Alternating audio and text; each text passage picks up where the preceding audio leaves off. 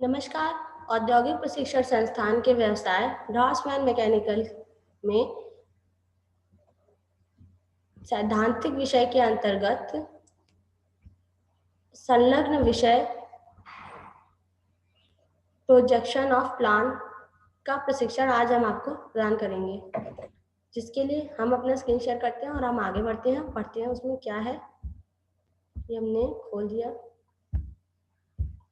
और ये शेयर कर लिया। अब हम चलते हैं अपना फ्रॉम द बिगनर। देखिए, आज का प्रसंग हमारा जो है वो है प्रोजेक्शन। ठीक है, प्लान कैसे डालते हैं उस पर वो हम समझेंगे इसी में ही, इसलिए हमने इसकी हेडिंग का नाम प्रोजेक्शन ऑफ प्लान दिया है। अब चलिए आगे बढ़ते हैं, इंट्रोडक्शन समझ लेते हैं। जियोमेट्रिकल फिगर आमतौर पे 2 डायमेंशन के होते हैं। ठीक है, what is the geometrical figure? पहले हमें ये पता होना चाहिए कि जियोमेट्रिकल फिगर होता क्या है। जियोमेट्रिकल फिगर वो होता है जिसमें हम चांदा, स्केल और प्रकार इन सब का इस्तेमाल करते हैं। उनसे जो ड्राइंग हमारी बनती है वो 2 डायमेंशन में होती है। ठीक है, उसी से हम प्रोजेक्शन अपना बनाते हैं। ड्राइंग शीट पर उसकी सही साइज आसानी से ड्रॉ कर सकते हैं। ड्राइंग शीट पर उसकी सही साइज आसानी से ड्रॉ कर सकते हैं, परंतु कभी कभी ड्राइंग शीट पर 3 डायमेंशन वाले ऑब्जेक्ट को ड्रॉ करना बहुत मुश्किल होता है। 3 डायमेंशन मतलब कि जिसमें 3 दिशाएं दिखती हैं। एक होता है 2D, एक होता है 3D, जिसे हम 3 डायमेंशन बोलते हैं। तो 3 डायमेंशन वाले ऑब्जेक्ट अपने राइट साइड में ड्रॉ नहीं किए जा सकते हैं। 3 डायमेंशन वाले ऑब्जेक्ट के लिए यह बहुत ज़रूरी है कि ड्राइंग शीट पर ऑब्जेक्ट की शेप दिखाई दे। 3 डायमेंशन वाले ऑब्जेक्ट पे यह बहुत ज़रूरी है कि ड्राइंग शीट पर ऑब्जेक्ट की शेप दिखाई दे, क्योंकि बिना ऑब्जेक्ट के शेप के हम उसमें 3 डायमेंशन नहीं बता पाएंगे कि वो हम कैसे ड्रॉ करेंगे। एक ऑब्जर्वर एक दिशा से, मतलब एक ऑब्जर्वर देखने वाला बंदा एक दिशा से ऑब्जेक्ट की शेप को देखता है, एक ऑब्जेक्ट को देखता है, तो उसी ऑब्जर्वर उसका प्रोजेक्शन से ऑब्जेक्ट को समझता है।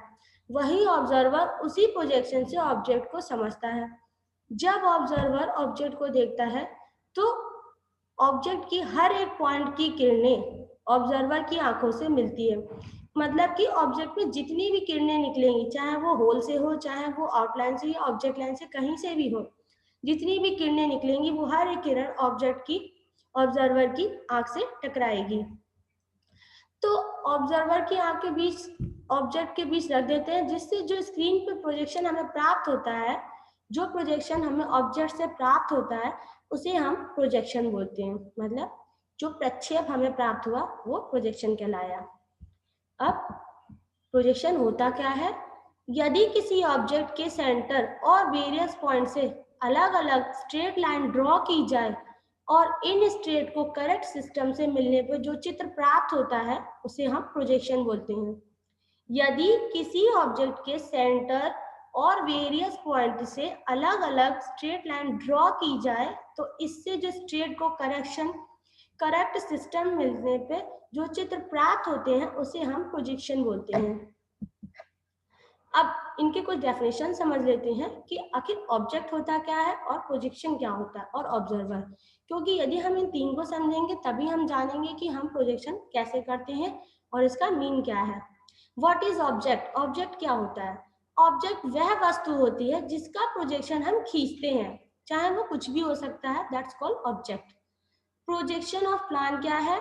वह तल जिस पर ऑब्जेक्ट का प्रोजेक्शन खींचा जाना है, वह तल मतलब वह बेस जिस पर हमें प्रोजेक्शन ऑब्जेक्ट का खींचना हो, वो होता है प्रोजेक्शन ऑफ प्लान। अब ऑब्जर्वर और स्टेशन पॉइंट क्या होता है? वह निश्चित पॉइंट जहां से ऑब्जेक्ट को देखकर प्रोजेक्शन तैयार किया जाता है। वह निश्चित पॉइंट जहां से ऑब्जर्वर देखकर एक प्रोजेक्शन तैयार करता है, वो होता है ऑब्जर्वर या स्टेशन पॉइंट। तो आपको समझ में आया हो कि ऑब्जेक्ट, प्रोजेक्शन और ऑब्जर्वर, इन 3 से मिलके हम अपना एक प्रोजेक्शन तैयार करते हैं। इनके बिना हम प्रोजेक्शन नहीं कर सकते। अब आगे बढ़ते हैं, टाइप्स ऑफ प्रोजेक्शन देखते हैं। इंजीनियरिंग लाइन में प्रैक्टिस के लिए 2 प्रोजेक्शन ही जरूरी होते हैं, पहला पिक्टोरियल प्रोजेक्शन और दूसरा ऑर्थोग्राफिक प्रोजेक्शन। ऑर्थोग्राफिक प्रोजेक्शन हमारा 3 डायमेंशन होता है और पिक्टोरियल हमारा 2 डायमेंशन होता है। पिक्टोरियल में हम 30 डिग्री और 45 डिग्री पे फिगर ड्रॉ करते हैं, और ऑर्थोग्राफिक प्रोजेक्शन में 3 डायमेंशन दिखाते हैं, जिसमें कि 3 तलों से दर्शाई गई चित्रों को ड्रॉ करते हैं। इसमें पहला हमारा फ्रंट, फिर उसमें प्लान, और फिर उसमें साइड व्यू आता है। अब वो फर्स्ट एंगल में हो या थर्ड एंगल में, इसके बारे में जानकारी हम आगे पढ़ेंगे। अब आगे बढ़ते हैं। ये देखिए types of projection. Pictorial projection के 3 पार्ट्स बताए गए हैं, उन 3 के भी 3 पार्ट्स बताए गए हैं, और ऑर्थोग्राफिक प्रोजेक्शन हमारा 2 पार्ट्स में है। तो आइए पढ़ते हैं इन्हें हम। ऑर्थोग्राफिक जो हमारा है वो फर्स्ट एंगल और थर्ड एंगल, ये 2 प्रोजेक्शन होते हैं, जिसे हम प्रथम लंबकोणीय प्रक्षेप और तृतीय लंबकोणीय प्रक्षेप कहते हैं। पिक्टोरियल प्रोजेक्शन जो होता है वो एक्सोनोमेट्रिक प्रोजेक्शन, ऑब्लिक प्रोजेक्शन और पर्सपेक्टिव प्रोजेक्शन होता है। अब एक्सोनोमेट्रिक प्रोजेक्शन में आइसोमेट्रिक प्रोजेक्शन, डायमेट्रिक और ट्राइमेट्रिक हुआ।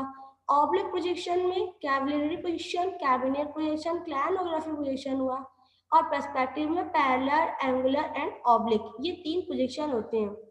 अब आप देखिए आइसोमेट्रिक एक में और पर्सपेक्टिव में ऑब्लिक, ये दोनों ऐसे इंपॉर्टेंट है जो हमारे 2D ड्राइंग को ड्रॉ करते हैं। अब आगे बढ़ते हैं और इन्हें और डीपली समझने का प्रयास करेंगे। पिक्टोरियल प्रोजेक्शन क्या होता है? एक्सोनोमेट्रिक प्रोजेक्शन, ऑब्लिक प्रोजेक्शन और पर्सपेक्टिव प्रोजेक्शन, जिनमें कि हम ऑब्लिक प्रोजेक्शन में जो फिगर ड्रॉ करते हैं वो 30 डिग्री पे ड्रॉ करते हैं। 2 डायमेंशन फिगर है ये ऑब्लिक प्रोजेक्शन। एक्सोनोमेट्रिक प्रोजेक्शन में आइसोमेट्रिक है तो 45 डिग्री पे ड्रॉ करते हैं। देखिए ऊपर जो हमने पढ़ा ऑब्लिक प्रोजेक्शन था वो 30 डिग्री पे, आइसोमेट्रिक प्रोजेक्शन जो होते हैं 45 डिग्री पे ड्रॉ करे जाते हैं। मतलब कि तल से 180 डिग्री का कोण बना के 90 डिग्री का कोण बनाने के बाद उसमें 45 इधर लेफ्ट हैंड साइड से और 45 राइट हैंड साइड से ड्रॉ करते हैं। उसके बाद अपनी स्केल की मापन से उसमें चाप लगा के काट के फिर उसके बाद परपेंडिकुलर उस पर डालते हैं। जो परपेंडिकुलर जो लंब हम उस पर डालेंगे फिर उसी के पैरेलल तल से उसे मिलाते हैं और एक अपना ऑब्जेक्ट तैयार करते हैं। ऑब्लिक प्रोजेक्शन भी कैबिनेट प्रोजेक्शन, कैबिनेट और क्लिनोग्राफिक, इसमें कैबिनेट प्रोजेक्शन जो कैबिनेट से पोजीशन मिलते हैं, कैबिलरी जो कैबिलरी से पोजीशन मिलते हैं, और क्लिनोग्राफिक जो एक कैमरे के द्वारा पोजीशन प्राप्त होते हैं उन्हें क्लिनोग्राफिक बोलते हैं। Perspective position parallel, angular and oblique, ये 3 टाइप से होते हैं। अब हम आगे पढ़ते हैं इसमें कि सबसे पहले हम ये जान लें कि ये पोजीशन बनाने के लिए हमें बनाना किस में होता है और इसका नियम क्या होता है। What is fourth coordinate? 4 खंड क्या है? खंड क्या होते हैं? हॉरिजॉन्टल प्लेन और वर्टिकल प्लेन जब आपस में एक दूसरे को समकोण पर काटती हैं तो फोर्थ कोऑर्डिनेट बनते हैं। इन कोऑर्डिनेट को first coordinate, second coordinate, third coordinate और फोर्थ कोऑर्डिनेट में बांटा गया है, ठीक, और जिन्हें हम डायहेड्रल एंगल भी कहते हैं। डायहेड्रल एंगल में फर्स्ट एंगल भी आता है, सेकंड भी आता है, थर्ड भी आता है एंड फोर्थ भी आता है। प्रत्येक कोऑर्डिनेट में ऑब्जेक्ट की पोजीशन इस प्रकार होती है। प्रत्येक कोऑर्डिनेट में ऑब्जेक्ट की पोजीशन कैसी होती है हम ये समझेंगे।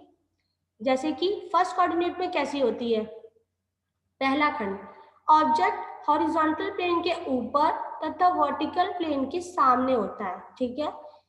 फर्स्ट कोऑर्डिनेट का मतलब हो गया जैसे कि हमारा जो 4 खंड एक्स वाई डिवाइडेशन होता है जिसमें हम पहला प्लस प्लस रखते हैं, उस कोऑर्डिनेट में जो ऑब्जेक्ट है वो हॉरिजॉन्टल प्लेन मतलब तल पर है, तल के ऊपर होगा और वर्टिकल प्लेन वीपी के सामने होगा, ठीक है। तो हमारा एलिवेशन मतलब इस साइड हुआ और जो हमारा साइड व्यू होगा वो हमारा राइट हैंड साइड व्यू पे बनेगा। तो ये तो हो गया फर्स्ट कोऑर्डिनेट में। सेकंड कोऑर्डिनेट में क्या हुआ? ऑब्जेक्ट हॉरिजॉन्टल प्लेन के ऊपर तथा वर्टिकल प्लेन के पीछे होता है, ठीक है।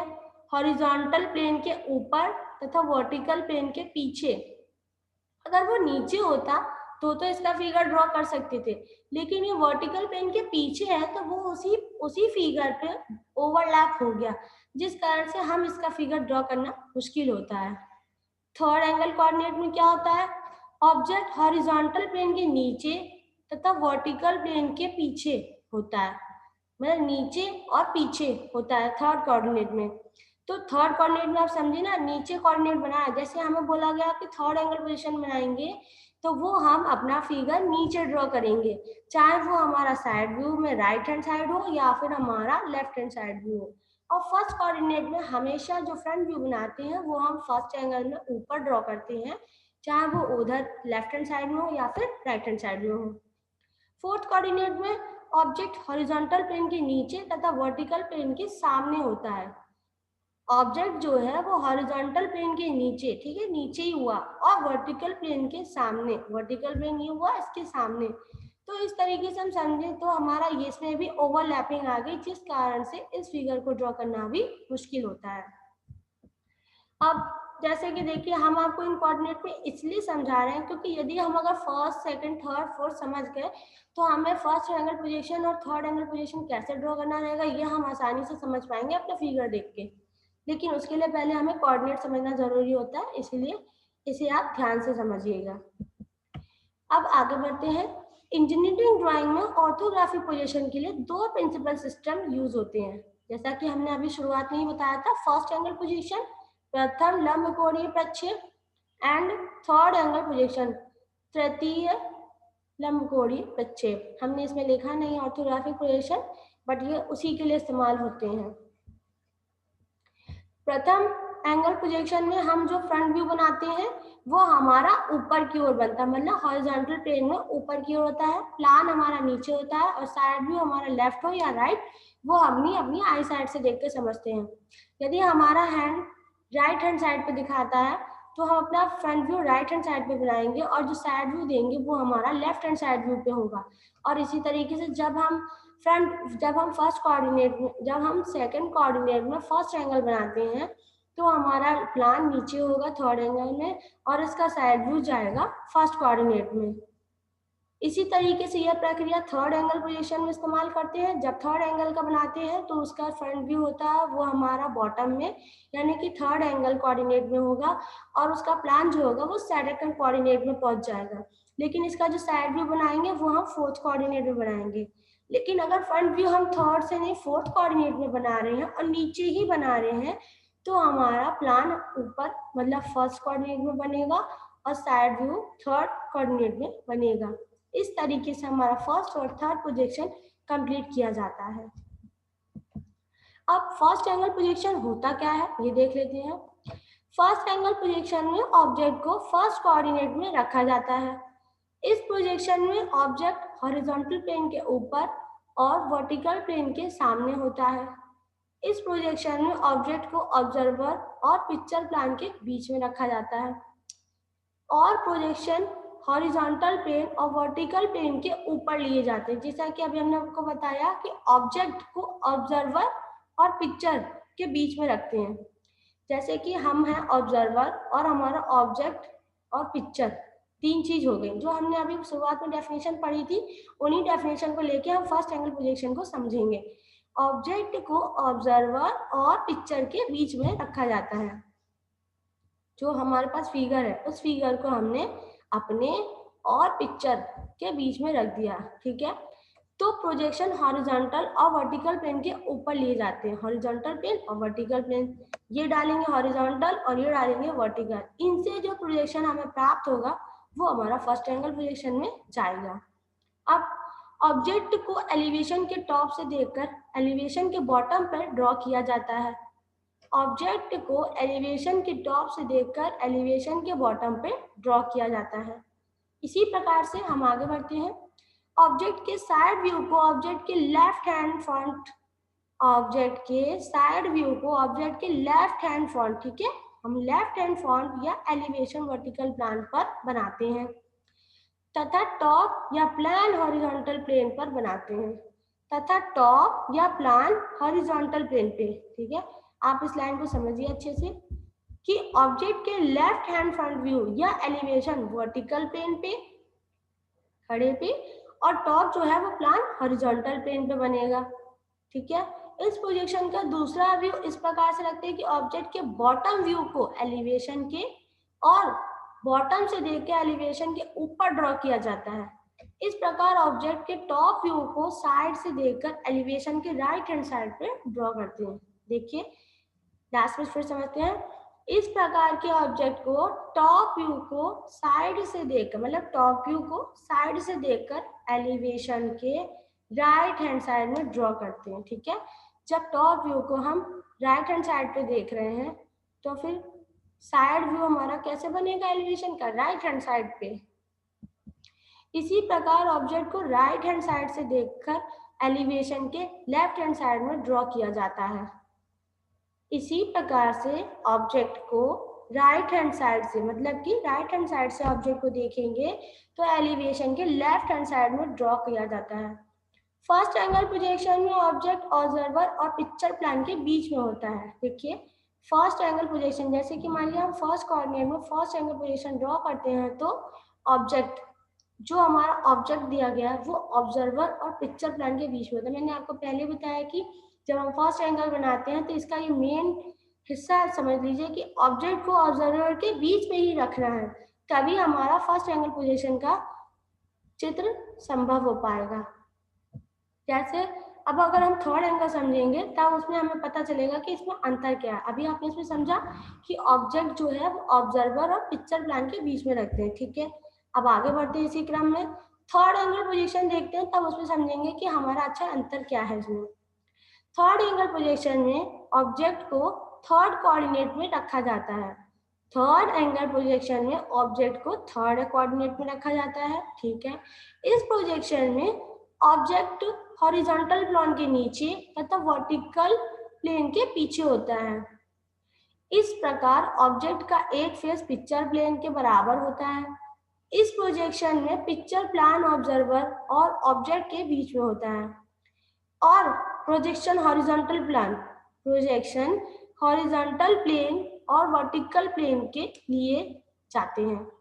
ऑब्जेक्ट का फ्रंट व्यू और एलिवेशन वर्टिकल प्लान, ऑब्जेक्ट का फ्रंट व्यू, ठीक है, और एलिवेशन वर्टिकल प्लान, एलिवेशन और फ्रंट व्यू दोनों होते एक ही है, लेकिन इसमें हम वर्टिकल प्लान लिख दे रहे हैं। वर्टिकल प्लान से जो उसका टॉप है वो हम बनाने के लिए बात कर रहे हैं, तथा टॉप व्यू हॉरिजॉन्टल प्लेन पर बनता है। इस प्रोजेक्शन में दूसरा व्यू इस प्रकार रखते हैं कि टॉप व्यू को थर्ड एंगल प्रोजेक्शन में टॉप से देखकर एलिवेशन के टॉप में ड्रॉ किया जाता है। एक बार फिर से समझते हैं, थर्ड एंगल प्रोजेक्शन में ऑब्जेक्ट को थर्ड कोऑर्डिनेट में रखा जाता है। इस प्रोजेक्शन में ऑब्जेक्ट हॉरिजॉन्टल प्लेन के नीचे और वर्टिकल प्लेन के पीछे होता है। इस प्रकार ऑब्जेक्ट का एक फेस पिक्चर प्लेन के बराबर होता है। इस प्रोजेक्शन में पिक्चर प्लेन ऑब्जर्वर और ऑब्जेक्ट के बीच में होता है, और प्रोजेक्शन हॉरिजॉन्टल प्लेन और वर्टिकल प्लेन के लिए जाते हैं। ऑब्जेक्ट का फ्रंट व्यू और एलिवेशन वर्टिकल प्लेन तथा टॉप व्यू हॉरिजॉन्टल प्लेन पर बनता है।